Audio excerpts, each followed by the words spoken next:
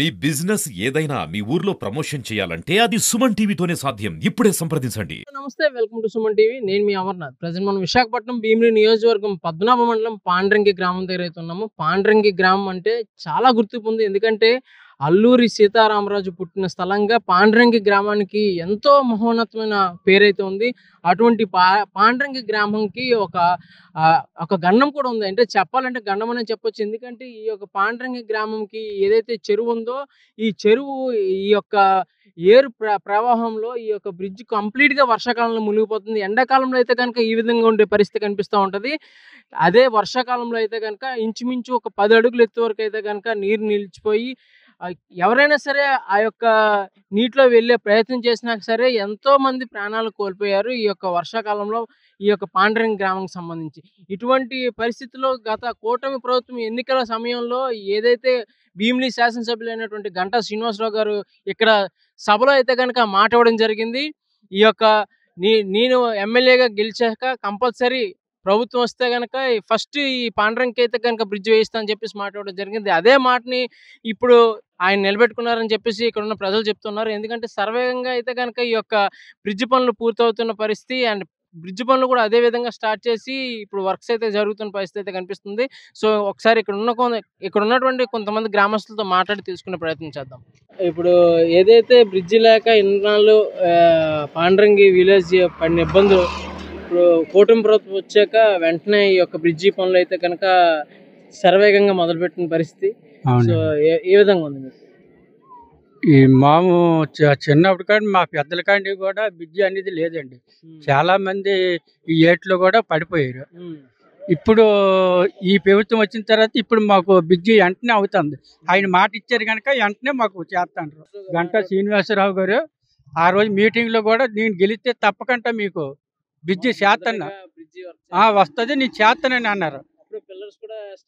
Start అయిపోతుంది. అది మీ అనుభవంలో ఇక్కడ వర్షాకాలంలో వచ్చేసరికి అతి భయంకరం ఏంటండి, మా రావడానికే లేదండి. అలాగే వెళ్తే అనంతపురం ఇంకా సెలవు వెళ్ళాలి సార్, లేదంటే ఇలా పద్మనాభం తిరిగి వెళ్ళవలసి వస్తుంది సార్. ఏదో దిగి వచ్చిన వాళ్ళు చాలా మంది అప్పుడప్పుడు అలాగే చనిపోయారు సార్.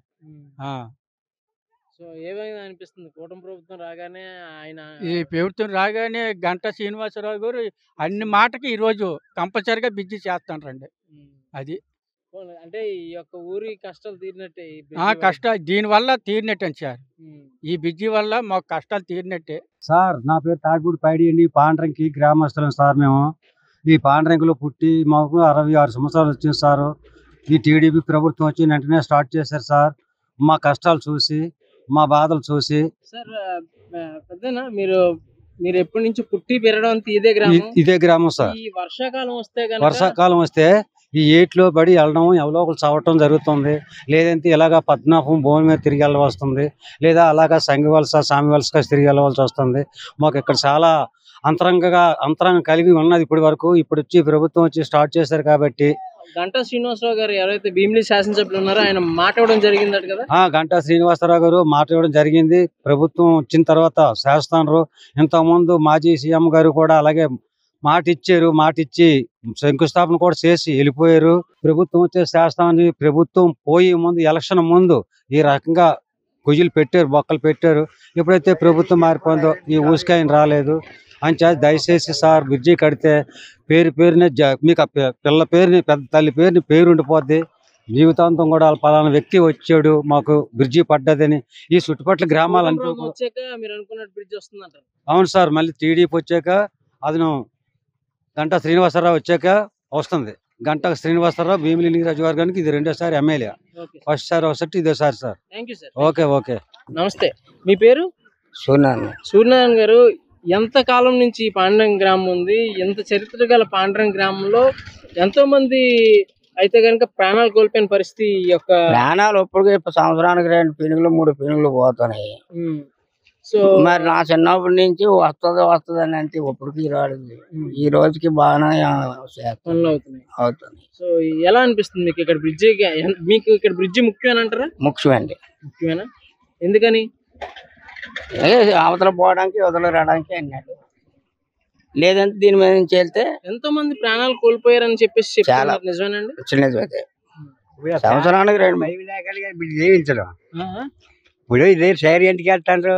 ఇప్పుడు ఫ్యాన్ భయం లేకుండా వేస్తారు అనమాట.